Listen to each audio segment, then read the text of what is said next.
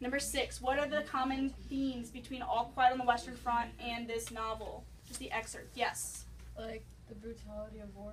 Brutality of war. How is the brutality of war shown in this excerpt? People keep getting shot. People keep getting shot, right?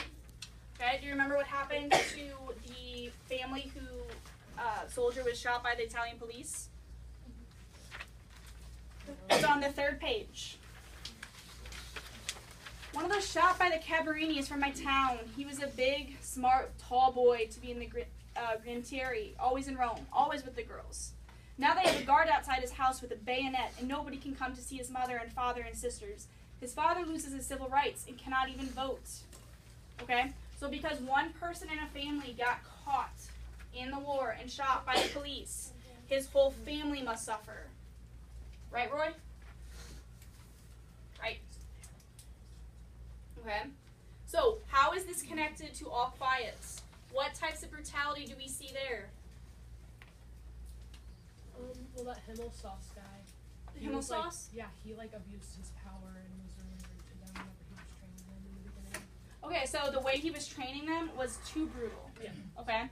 And in here, you can see that the way that the police are interacting with the citizens, that's a little bit too brutal. So you see that same correlation. Good job. Okay?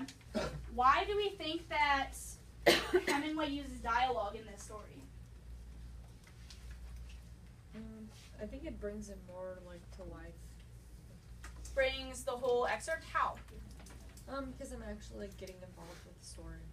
Okay. Nate? See different views from the different types of people in the army or military. Perfect. And what are the different views we get in this story? Because we get a few. We get a view from Lieutenant, the Carabinieri, Italian police, Bersagliani, and Granatieri. Okay, so we don't get any from the police, but we get some from the higher ups, right? We have them from the tenentes, the lieutenants, and then we also have them from the majors. Okay, do you remember on the first page where they're describing the major was a little man with an upturned mustache? Mm-hmm. Okay, so the narrator, he goes and he spends time with the major, and they smoke cigars together. Okay, so that's one point of view. Good job. And then he goes back to be with the lieutenants, and then he sees their point of view.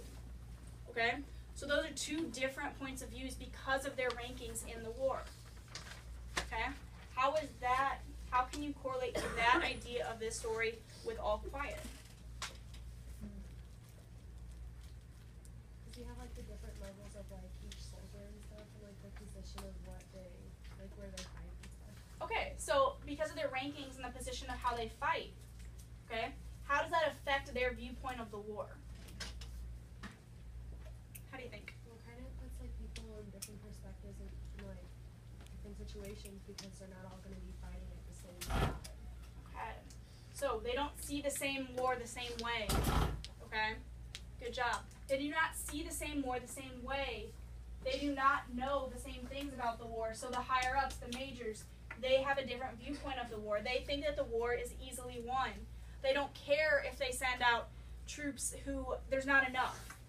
Okay? So look at the second page. Okay? Halfway through the dialogue, they say there are not enough troops here for a real attack. Okay? The majors don't care though. They laugh it off. They say it's probably just to draw attention from where the real attack is going to be. Okay?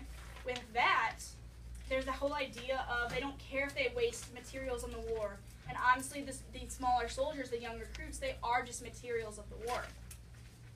Okay? You follow? So how does dialogue show that? We have different viewpoints from Nate. Good job. What else?